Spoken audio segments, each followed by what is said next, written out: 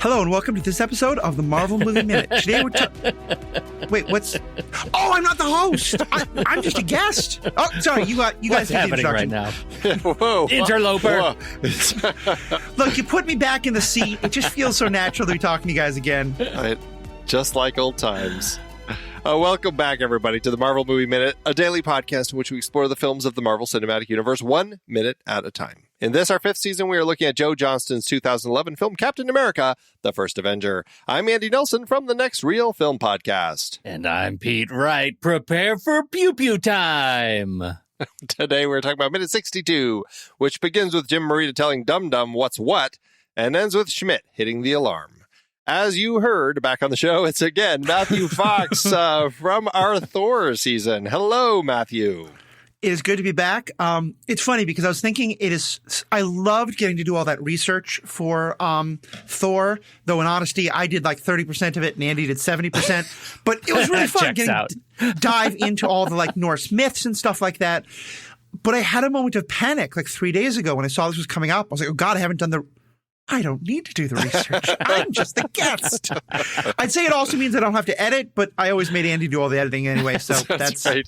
That part's easy. But yeah, it is. Thank you guys for inviting me back. I really do love getting to talk to y'all. Oh, absolutely. And this is a fun minute. As Pete said, it's pew pew time. Can I just say, is there anything like if this is Captain America, if this is like rah Americanism, is there anything more American than someone saying, "Do you know how to fire that gun?" The person firing it anyway. Blowing something up, and the two of them going, okay, I guess that works. Like, very, very much so. That checks out. Definitely checks out. And they're going to turn around and get into a Ford truck. So, before all of that, we're back in the cell block in the barracks. We get to hear Jim Morita's retort to Dum Dum Dugan. I'm from Fresno, Ace, which is just it is great. So Matthew. I know you have thoughts. Let's hear them. Yeah, I mean, I think I said a lot of them last time, but it finishes the thought. Because I think what's behind that is this idea of this person doesn't look white. They don't look like an American to me. And I think when he come back, especially the fact that he uses kind of like American lingo and is like, yeah, because he's from Fresno. He is somewhere in his ancestry. The folks who came to America didn't come from Europe, but they came to America just like Dum Dum Dugan's parents probably came to America at some point. Like he's just as American as anybody else in that group. And as much as I make fun of the, Captain America, rah Americanism, because as you can tell, I have some critiques of the national mythos of this country. I do think there's something great about that idea that whoever comes here, you are American. And we don't always live up to that ideal, but that's the whole point of Captain America. He's the last person who actually believes the ideals. And so I think that this scene is just such a great illustration of that. I wonder when we'll get just sort of culturally over needing to present these arguments consistently on screen, right? Like how many times will we have to have the effective I'm from Fresno Ace reveal? When will we be done with that? 50 years? I don't know, but they keep coming. They just keep coming. Yeah, it's already been more than 50 years, and we're still not. I know, 50 more, right? That's point. What I mean. Like we got to project way out. I think that's very true, but I think as part of that argument, it happening in this movie is super important. Yes. Because one of the critiques that I think you hear all the time now, especially shows like She-Hulk or like the new Star Trek or Star Wars stuff is, all of a sudden it's so woke. When did comic books get so woke? When did comic books get so political? I made a joke about this, but it's very true. Jack Kirby and Stan Lee, and you can argue about who had more input, they created this comic as two Jewish guys in large part, like Jack Kirby has said, he wanted to punch Hitler he wanted the most American person in the world. Mm-hmm. And because this is before Pearl Harbor. This is when a whole bunch of the country is saying, no. Yes, it's terrible what's happening in Europe, but it's all Europeans. We shouldn't get involved, which a large part of that is because it's Jewish people. It's Roma people. We don't care what's happening to them. They wrote this comic, this character, for many reasons. I mean, to make money and to sell comics. But a big part of it was to say, no, here in 1941, before Pearl Harbor, America needs to punch Hitler in the face. Right. And I'm focusing on that especially because Cap later makes the joke in this minute of, don't worry, I've punched Hitler 188 times. I think again, sell bonds is good, but what I love is that they have him punch Hitler in the face every time. Because to me, that moment is just the quintessential nail in the coffin of these characters have been political from day one. That was an incredible, people threatened to come to the building and beat Jack Kirby up. And Stan Lee and others had to restrain Jack Kirby. He wanted to go down to the parking lot and fight these neo-Nazis and these American Nazis himself, because a lot of people were really upset that Captain America is punching a foreign leader of a war America's not supposed to get involved with. So, right. Okay, I got a little too into the rant there, but I think to me this is, in the context of all these discussions, you're right, Pete. I hope we get to the points where we don't need this in everything. But I think in Captain America, at least, we're always going to need it, because that is so much a part of not just the characters understand today, but all the way back to issue number 1, right. What Captain America is about. Yeah, and I mean, even just having Jim Morita serving in the U.S. Army, I think that was important. Having a Japanese American actually serving in the Army, working with the Howling Commandos, being one of them. Just all of these elements are kind of critical pieces to kind of showing that view of what America should be. And so I think that's an important element that Marvel is bringing. And I appreciate that as well, because I don't really know much about the character. I forgot that he's actually not just Asian, he's Japanese American. Right. Yeah. Because, this is the point in time when we're also at war with Japan, and we're in a pretty shameful un-American act. America's locking up its Japanese American citizens. Exactly. And so, the fact that he's Japanese American, especially from Fresno, and wants to fight for the U.S. it's a really important moment. Jim Morita first appeared in Sergeant Fury number 38 in November 1966. So that was his first appearance in the comics. And I'm going to guess that neither of you are perhaps astute followers of Kenneth Choi in films, but Kenneth Choi plays Morita here in the film. Can either of you guess anything that you may have seen him in?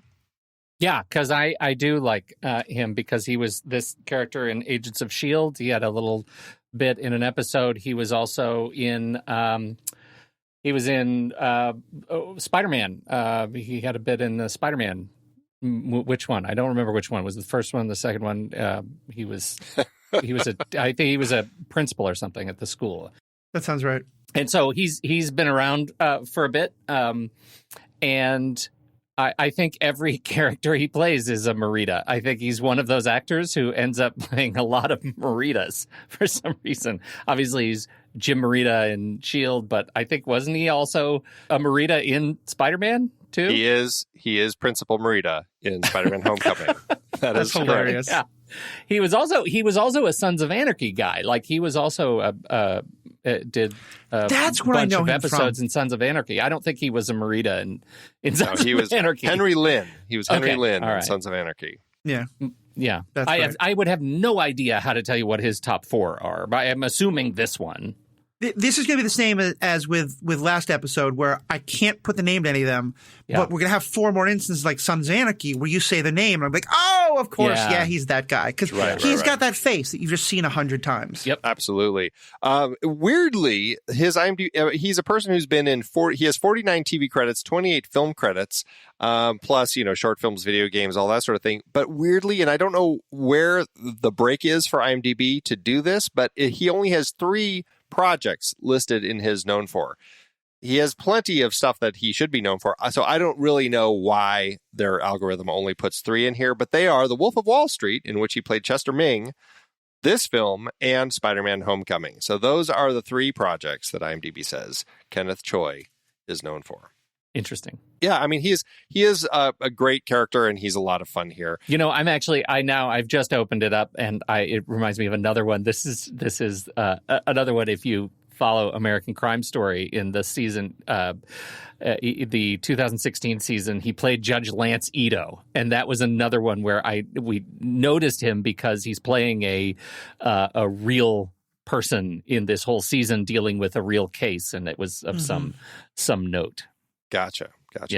Another face.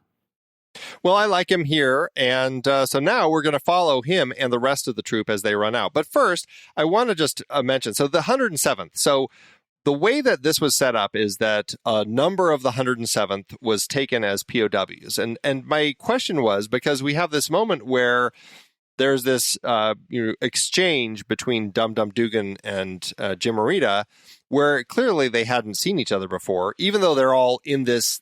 They've been here for, I don't know, up to a month. They were taken sometime in October. Today's November 3rd in Marvel's timeline. So they've all been here. It's not like there's hundreds. I mean, we haven't seen hundreds, but I mean, there are enough troops here where I think they would have seen each other in here. I don't know. But it made me wonder, how big is, and so this is the 107th Infantry Regiment. And I was like, how big is that exactly? Trying to guess. And actually, I didn't realize this, but an infantry can be, potentially like thousands of people. So I was like, oh, so maybe I was really off in like thinking how like this was like 107th. Oh, it's just, a couple dozen people. No, it's a lot. Possible they could all be in the same room and not know each other. That is entirely possible. So. Yeah, that was definitely the sense I got, is that he may have seen this guy in the mess hall once or twice and kind of wondered, what's he doing here? Like he may have seen him, or, I mean, let's be honest, one of the trademarks of the kind of like you said, like kind of not like super overt, but clearly racism that's baked into him is the face blindness of like, so it's very possible he saw him once or twice and just doesn't connect it because, they're all the same. Yeah. So Steve, so that we've got another exchange here as Steve is trying to find Bucky now. And we had talked about this back in the camp because Colonel Phillips made it seem like Bucky was dead. Steve seemed to instantly pivot to, okay, well, let me go save everybody else then. And Phillips was against that. But then Steve when we saw him talking to Peggy, he seemed to be again focusing on Bucky and the fact that he thinks Bucky may still be alive. And here it really shows that he has not given up hope that Bucky is not dead, but that he will be able to find Bucky.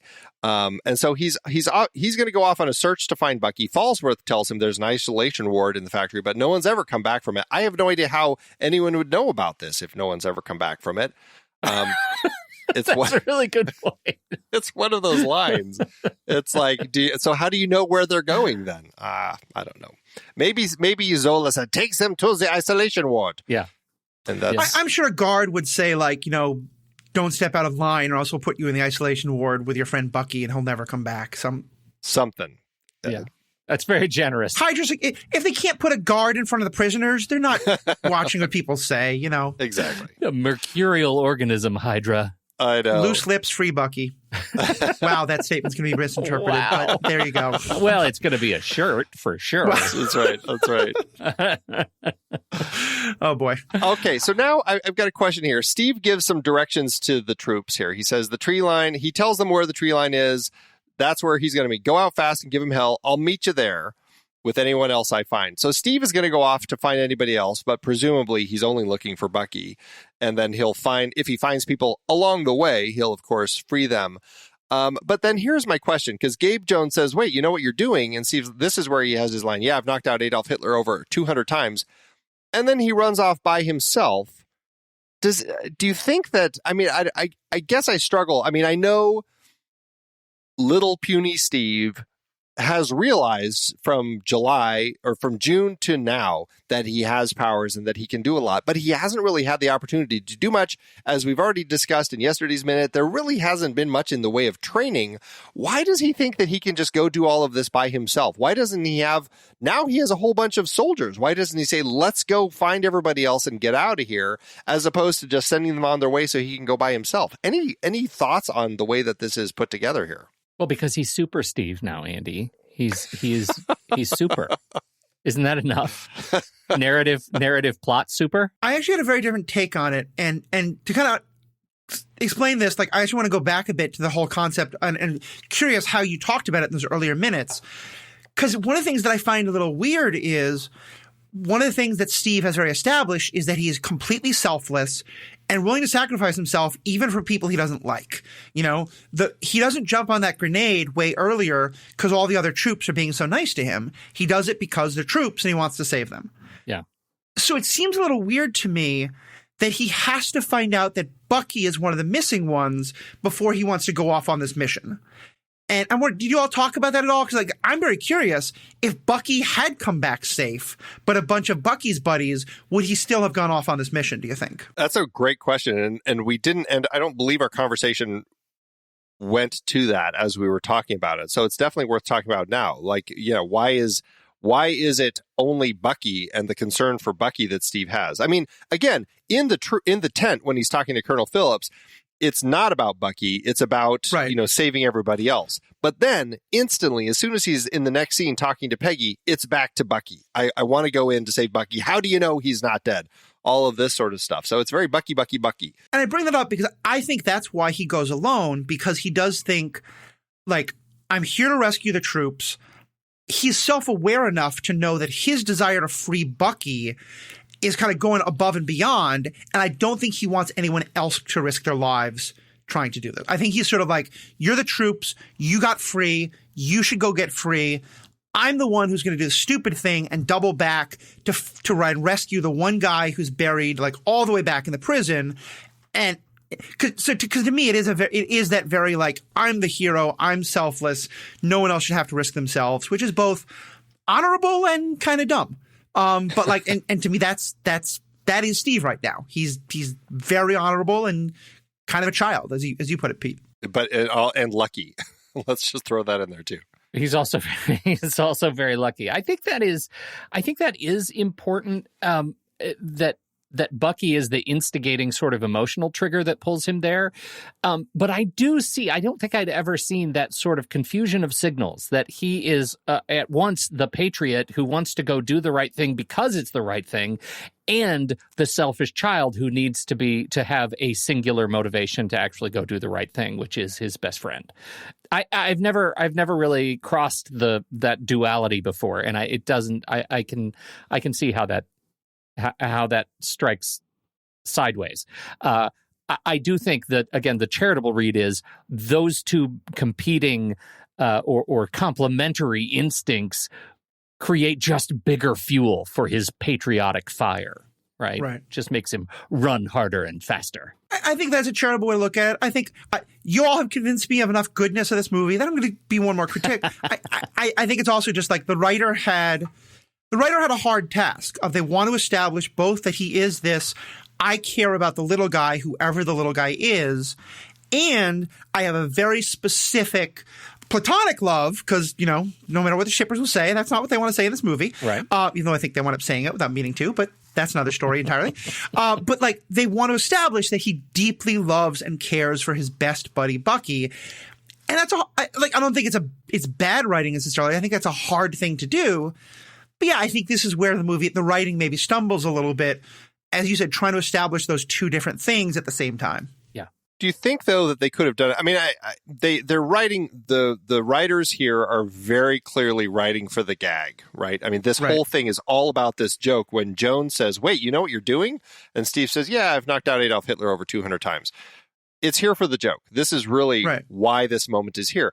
But I think that a more effective way for that story, for this scene to be structured, would be for Jones to perhaps say, wait, we'll come help. And Steve say, you know what, I think I can get this. There are a lot of soldiers out front. Why don't you all go out there and clear the way for everyone else? Something like that. So it's actually more instructive. And now he's showing himself as a leader, as opposed to just the guy who throws out one-liners. Yeah, I think that would really help. I think it would also help if he didn't know Bucky was still alive until he gets to the prison. Yes. Like, if he thinks Bucky is dead, but just some soldiers are alive, and he's like, I need to do this for Bucky. He goes to rescue them because they're Bucky's guys. He goes to rescue them. And then he's like, oh, Bucky's still alive? Yeah. Okay, I'm going to go get him. But then, as you said, Andy, everyone else go do the smart thing. This is my mission. I care about it. I think with those two additions, it all becomes much stronger. Yeah. Yeah. And that's, I think it would have made that moment of finding Bucky that much stronger. Like, everything I think could have been so much stronger if we didn't have him talking to Peggy about, Bucky might still be alive. If he had just said, I've got to go save anybody who's out there. Yeah, absolutely. And so, yeah, It is what it is. It plays for laughs. It's fine. It works, but it could have been a much stronger structure here, and I think that's what I end up missing when I see this. But it plays okay. Well, because I mean, the counterpoint to this is Cap is going. Even though he believes also that Bucky is dead, he's going in the name and spirit of Bucky, and then gets that relief and surprise when he finds Bucky there. I thought you were dead. Oh, jubilant reunion. But instead, we get this kind of namby-pamby little competing message. Yeah, it's frustrating. Cap fights in the name of the ghost of Bucky Barnes. Maybe it gets it less confusing later, right? When we know that Bucky Barnes has challenges with a cliff, and though I will. So I was already thinking I wanted to say the words, though I will die on this hill, which is now particularly unfortunate given your last comment, Pete. But I will die on the hill of. Yes, it's a silly throwaway line in the context it happens, but I think the line "I've already punched Hitler so many times" is absolutely essential to the character and to the movie. Sure. It could have been framed much better, but keep that line. Yeah. Well, and that's one of the hero lines that we love so much. I could do this all day. I've punched Hitler 200 times. Like Cap is full of those lines, and this is one of them in the litany. It is one of them. Yeah. So to that extent, it works. It's fun for the character. It's fun for the type of movie that it is. But yes, there could have been some work done here. Before we move on to the next moment, I will just say the way that Johnston visually puts the film together, this set of minutes has some beautiful, beautiful lighting. Like when Steve runs off by himself and you've got that light that's kind of like broken up by all the bars. It's a gorgeous shot of just seeing kind of his silhouette running through those light beams there. It's fantastic. I'm actually going to ask a film world question because this is the kind of thinking that we got into. Andy, one of the things I really enjoyed when we did our Thor coverage is we were talking about how this was at the very start of the MCU. And so clearly they were starting to think there might be more movies, but they weren't like most of the choices were about this being a movie onto its own. The end credits for this movie make clear that they're already shooting Avengers. Like they are starting to have a plan. I'm wondering, do you think someone told Joe Johnson or the writer, I'm not sure if that is Joe or someone else, but someone at one point had said, hey, listen, we really need you to play up Steve and Bucky because we want Bucky to die in this movie. Because we already know that if things work out and Avengers is a big success, we want to make the next movie about Bucky coming back. Like, do you think that thinking was already there and that maybe that's part of why they felt they really had to push the Steve-Bucky relationship? I would guess absolutely. I mean, even with Thor, the last film, like they already had the Avengers in the pipeline. They already had kind of shown that they could make some success with the first three films. And while this film and Captain America were essentially filming at the same time, right into the Avengers. I mean, that the scene with Hawkeye in the last movie was filmed likely during, like right at the very end, likely during the time with He Who Shall Not Be Named from the Avengers film, and the post credits. Like he directed the post credits sequence as well. So all of that was really kind of conjoined. And so my hunch is that Feige had already seen the potential success of the franchise and that the audiences would come for it. And right. I think absolutely he was in a place where he said, you know what, there was this fantastic line where they rewrote Bucky as this Winter Soldier character. Let's build toward that. And I think the end of, like what happens in this film, I think absolutely shows that they had already kind of put those plans in place. And I think given that, like, it doesn't really matter who we blame, but I think that does let me let the writer for this off the hook a little bit, just because I know that one of the great things about the MCU is how they keep making sure that the movies set up the next ones and everything sets up the next thing.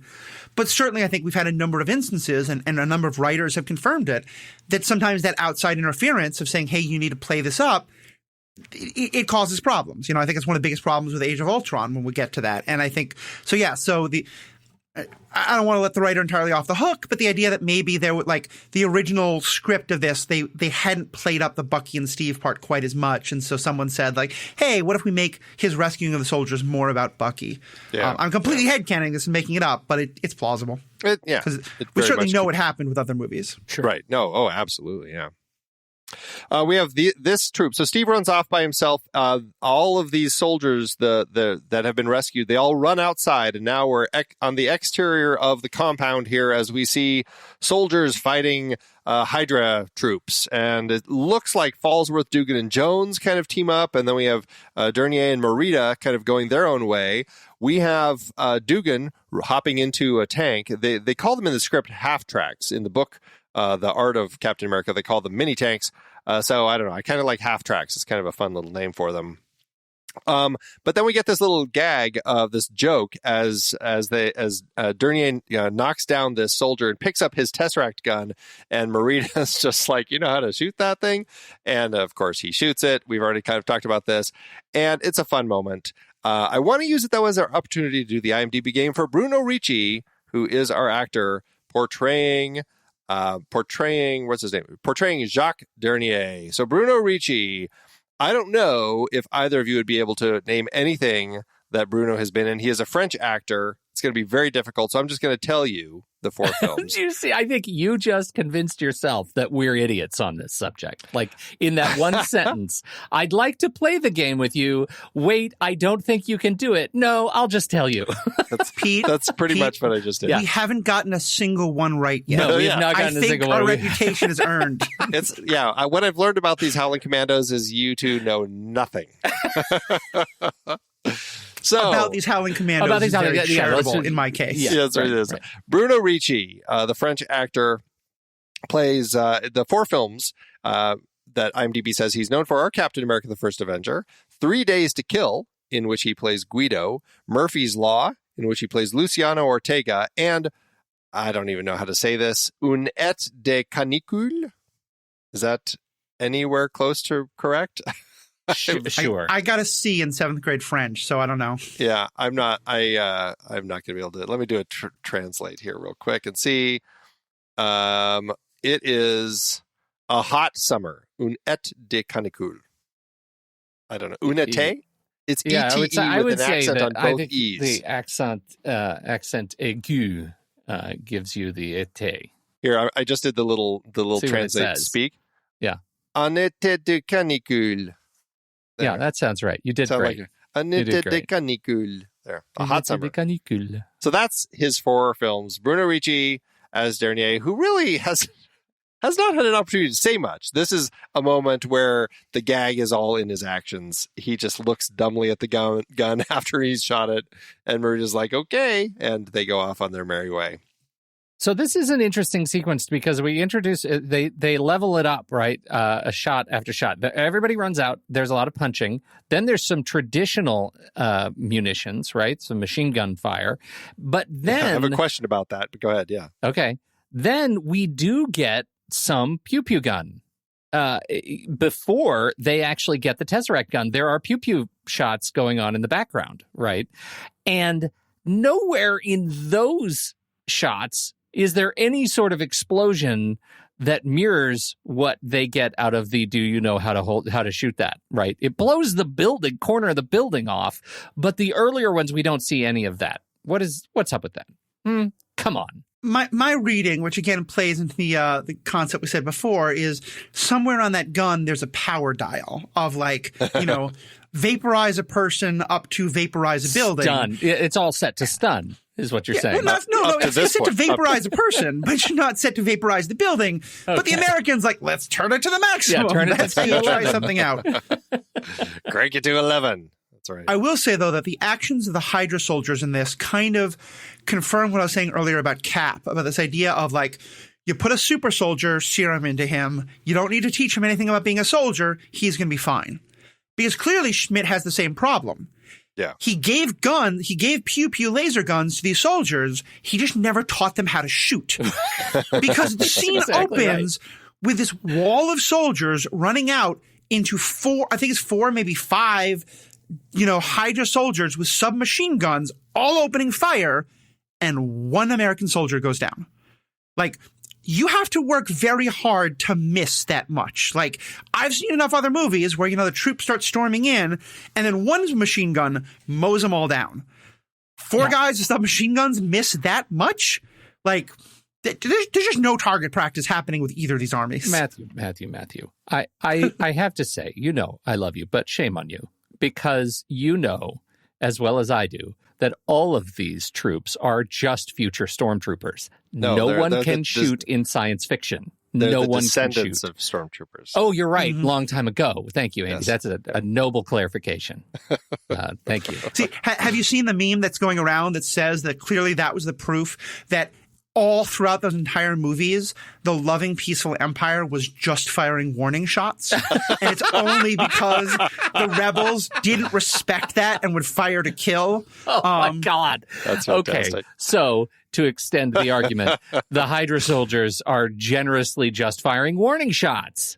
Andy, well, one shot definitely one. goes up into the air. One of the pew-pew laser shots, like it's diagonal, like up into the air. So clearly he wasn't even aiming at the troops. Right. Yeah. Right. So I think that's completely reframes the film. I think that's the thing. Yeah. Amazing. There you go. I will say, after all the troops burst out of the doors, one of my favorite things to look at is Dum Dum Dugan as he he's all fist. Like, he storms one soldier, punches him, and it is like just a fantastic, just a punch moment. Like, it's like a Dum Dum Dugan. Like, I'm not even like a follower of Dum Dum Dugan in the comics, but it feels like this is the way that Dum Dum Dugan fights. Like, he is just all fist as he runs around. He's a pugilist. Yeah. Yes, he is. Yeah. Yes, he is. So here I'll make another comparison to earlier conversations we had, because when we did Thor, we spent a lot of time talking about the Warriors 3. Yeah. And some ways we didn't feel they were characterized well, especially in their fighting styles. In sort of comic book parlance, like the Warriors 3 and the Howling Commandos play very similar roles. Sure. They're the sidekick, the team for our hero. How do you think the way the Warriors 3 were portrayed stacks up against the Howling Commandos? This is so much better. Yeah. Yeah, no, but that's an interesting comparison, because we do have that moment when they're fighting the Frost Giants, and we kind of see each of them have a little moment, and see what they're doing.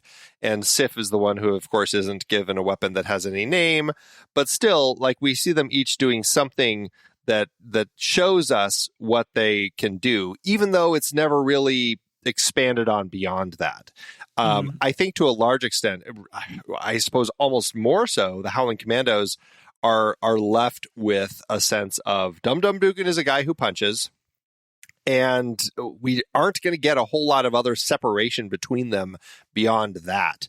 And so, they'll have some quippy lines and stuff, and because this takes place in World War II, we're not ever going to see them again unless they go back and do like a show about the Howling Commandos or something. Like, this was an era-specific group of people that have not returned other than in like photos at the museum and stuff. And so it's interesting that, at least, again, not used well, but at least the Warriors 3 have had opportunities to pop back in from time to time.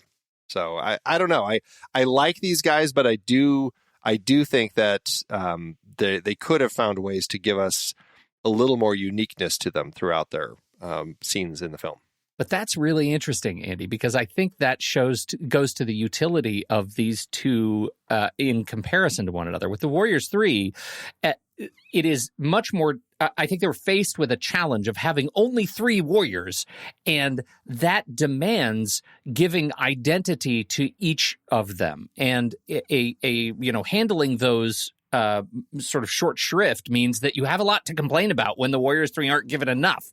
But the Howling Commandos, I think, together make a singular entity that supports Captain America. And you don't necessarily need to give each of them identities, because the Howling Commando identity is the snippy, fighty kind of thing. Each individual in the Howling Commandos is completely interchangeable. We have some of the, like, Dum Dum Dugans, but they could kind of be any nameless, faceless, sarcastic soldier and still be a Howling Commando in service of the initiative of our primary hero. And I think that's the difference to me, and why I think this is better as a narrative tool. I mean, I just want to say, in context of the film. I guess my point was the Warriors 3 had a much more robust utility in the comics. They were very much a part of Thor's story throughout the comics. The Howling Commandos, they are part of Sergeant Fury's line, and like it is a whole team that has their whole line, and they do a lot more. And I'm just like, in context of how they're used in the film, I feel like yes, I agree with you, but they're just, for anyone who's a fan of the comics, they're not going to get much out of them. But that's the point. I think there's one other major difference, though, which is that in Thor's movie, he spends most of the movie separated from the Warriors 3, and we see the Warriors 3 on their own trying to deal with Thor's absence.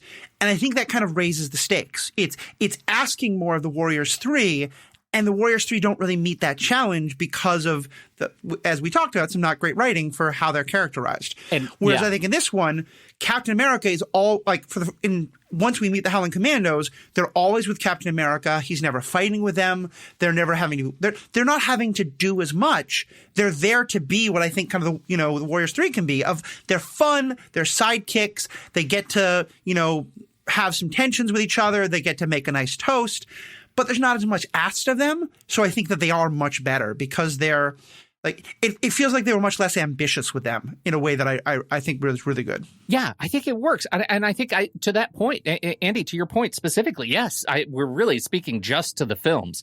But I think that goes to how hard it is to adapt these kinds of characters, or in the singular, this kind of unit, for the screen out of the comics. And I think they set themselves up in Thor with a much bigger challenge. And I don't think they necessarily had to, because to your point, Matthew, I don't think they necessarily reached their aspiration because they made it hard on themselves. So we don't need to relitigate Thor. You guys did plenty of that, but. Well, I mean, I do think that it's interesting, and probably just to really kind of close this thread here, the Howling Commandos, they were really their own thing in the comics, and my understanding is they weren't really involved in Captain America's story. They were more specifically, fighting with Nick Fury in the comics. And so I think what they chose to do is they say, you know what? This group of soldiers has some interesting characters, some clear identities. We can transpose them from their comics into Captain America's, just so we can give some faces to the soldiers who are fighting in these scenes so that the audience can click with them and have 5 characters that we kind of follow along with Captain America and Bucky, just so it's not 5 random soldiers every time, and I think that's largely what they chose to do with the Howling Commandos. Yeah, I think it makes sense. But Pete, you brought up the point about the guns, that we have some regular guns here and then some Tesseract guns. Why does anybody have a regular gun at this point with with Hydra? Like, they have, I mean, we just saw the factory. It is full of stuff.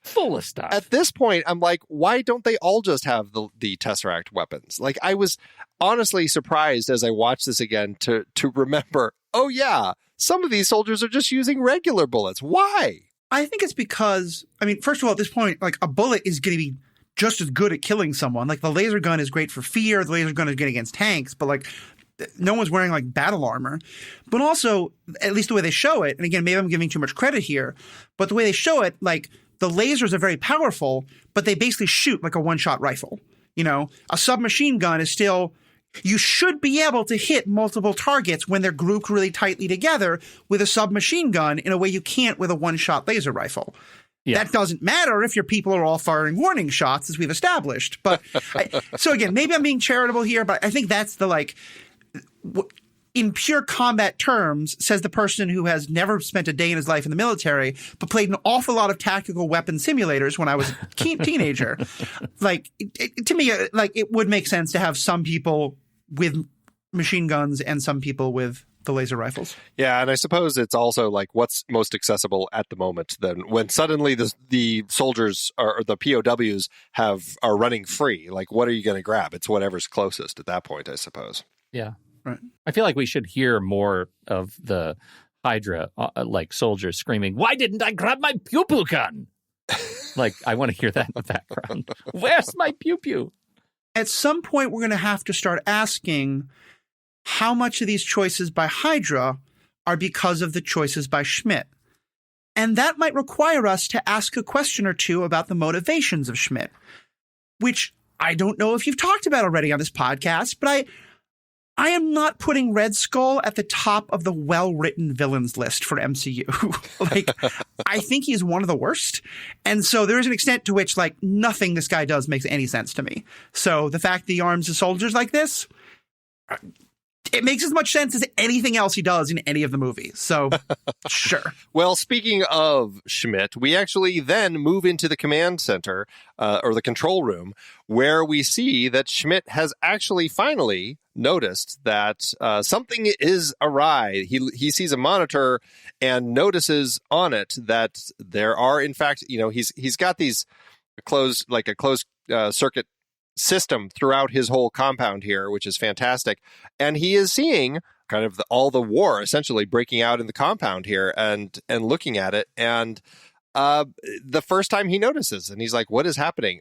I mean, how does this play for the two of you? Do you feel like somebody should have sent a signal before this? Or I know largely it just happened. So it's not like, anybody's had a huge amount of time, but they have had to get from, it took Steve a long time.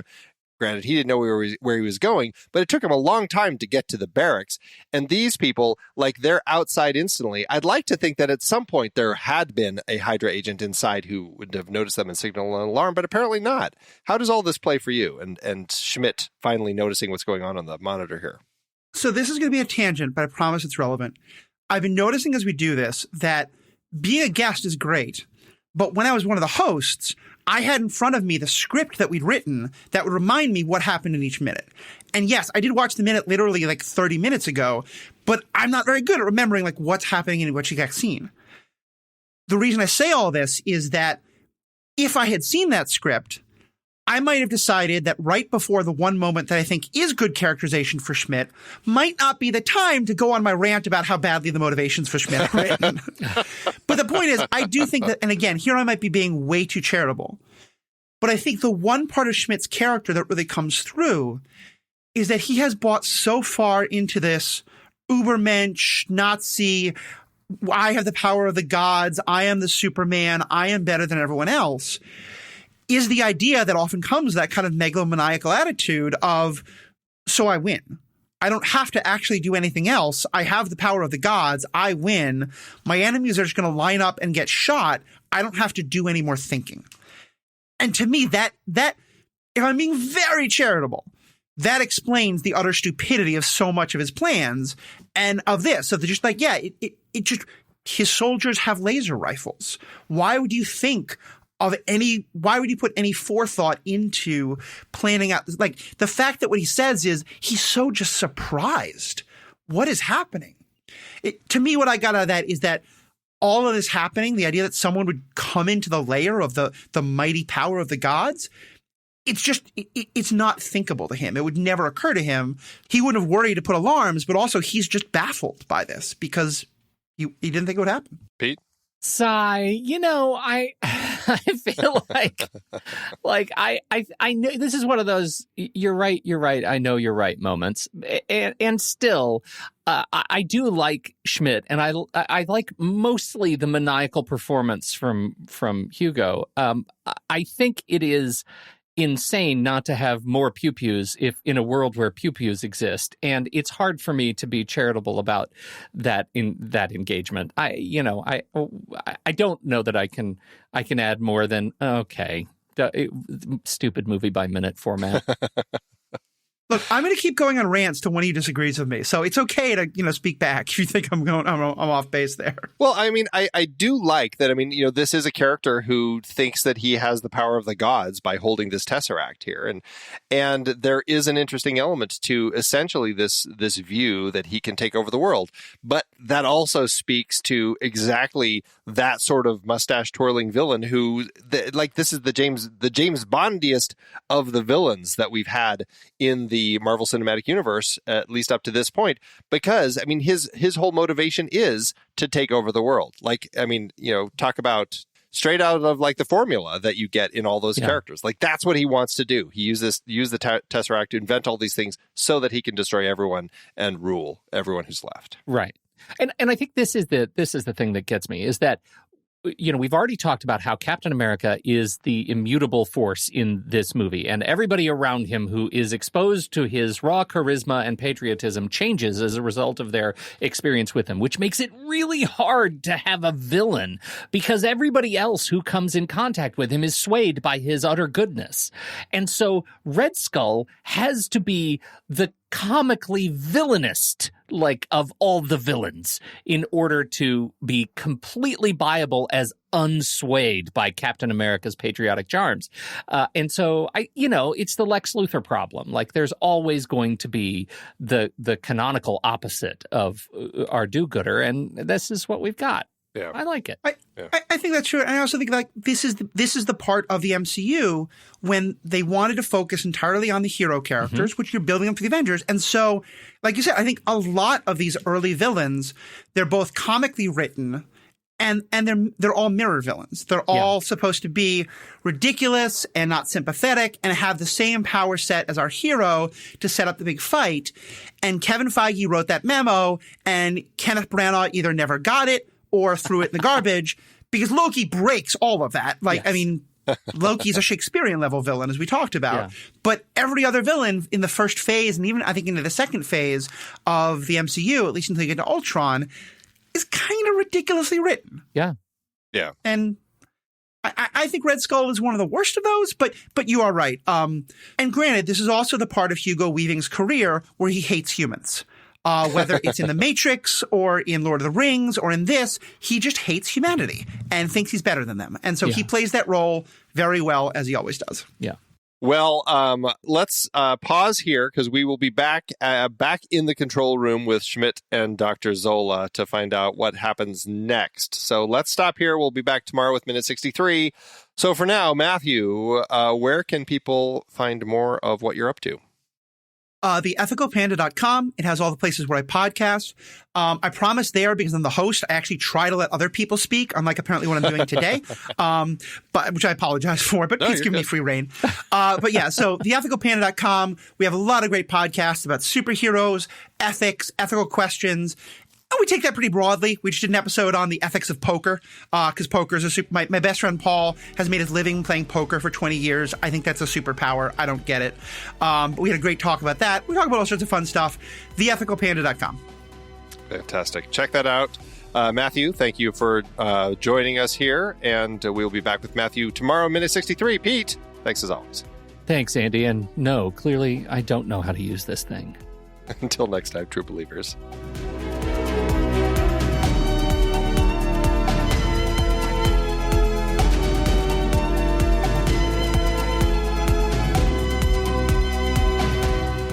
Marvel Movie Minute is a production of True Story FM. Engineering by Andy Nelson.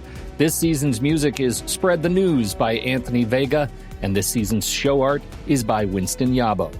Find the show at truestory.fm, and if your podcast app allows ratings and reviews, consider doing that for this show.